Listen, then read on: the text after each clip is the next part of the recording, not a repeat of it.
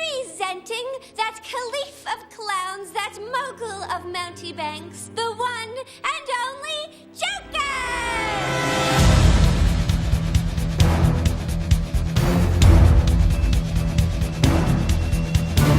He's perhaps the most famous villain in all of comics history, the Joker. And it looks like we'll be getting a new take on the Clown Prince of Crime eventually on Fox's new Gotham TV series. So let's take a look back at the Joker and his long history as the Batman's arch nemesis. As always, we've got spoilers from the comics here. Here's everything you need to know about the Joker. And here we go.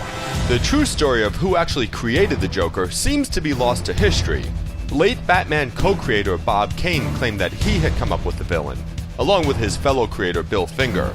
Meanwhile, Kane's assistant from that period, Jerry Robinson, who would go on to become a major player in comics himself, insisted that the Joker was primarily his and Finger's invention, inspired by a deck of cards. Kane and Robinson did agree, however, that the character's stricken and horrific face was based on the appearance of actor Conrad Veidt from the 1928 film The Man Who Laughs, though even here there is some debate. Finger said that he based the Joker on this equally creepy, smiling ad from the old Steeplechase Park in Coney Island. Whatever the case, we can agree that the Dark Knight's ultimate foe first appeared in Batman #1 in 1940. Here he arrived pretty much fully formed as the nightmarish clown we know today, murdering Gotham City citizens with his Joker toxin, which left their corpses with a sick smile on their faces, a hideous reminder of their killer. Through it all, Joker taunted Batman and the police, even broadcasting his victims' names and times of death in advance.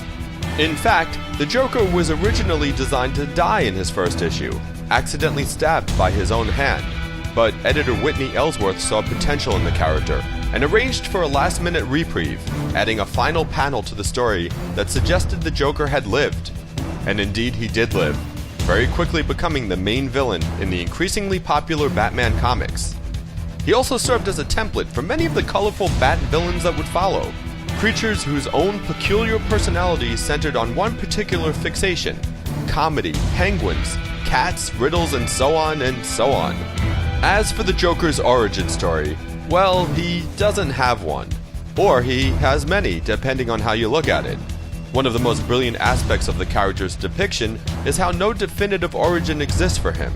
Even he doesn't seem to remember the truth. As the Joker says in Alan Moore's acclaimed 1988 graphic novel The Killing Joke, "Sometimes I remember it one way, sometimes another. If I'm going to have a past, I prefer it to be multiple choice." But still, certain elements of his creation frequently recur when the tale is told. He was a normal guy, possibly a failed comedian or a low-level gangster, who became a criminal known as the Red Hood. But a fall into a vat of toxic chemicals inevitably resulted in his transformation, his scarred visage, and his insanity. The Joker was born. And while the early Joker was as dark and diabolical as they come, it didn't take long for the character, and the Batman comics in general, to ease into much more family-friendly and safe territory. By the 1950s, Dr. Frederick Wertham's book Seduction of the Innocent and the anti-comics witch hunt that followed led to the creation of the Comics Code Authority. There was no room for homicidal maniacs in comics now.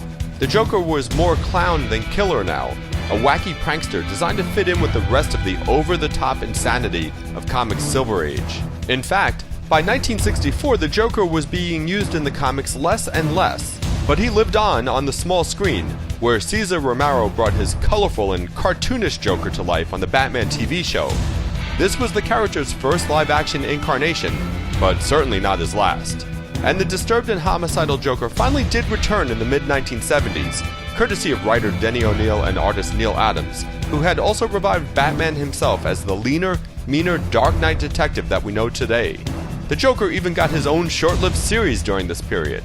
It would be variations on this damaged and dark version of the Clown Prince of Crime that have persisted in the decades since. His depravity has been highlighted in books like Frank Miller's classic The Dark Knight Returns, Moore's Killing Joke, where he crippled the former Batgirl Barbara Gordon, the storyline A Death in the Family, which saw him murder the second Robin, and all the way up to the more recent and truly disturbing interpretations of the character by writers such as Grant Morrison and Scott Snyder. Through it all, the core of the Joker and Batman's dynamic has grown and evolved. One's the yin to the other's yang, a twisted love affair between opposites. Perhaps Heath Ledger's Joker said it best. No, you complete me. You're garbage. You kills for money.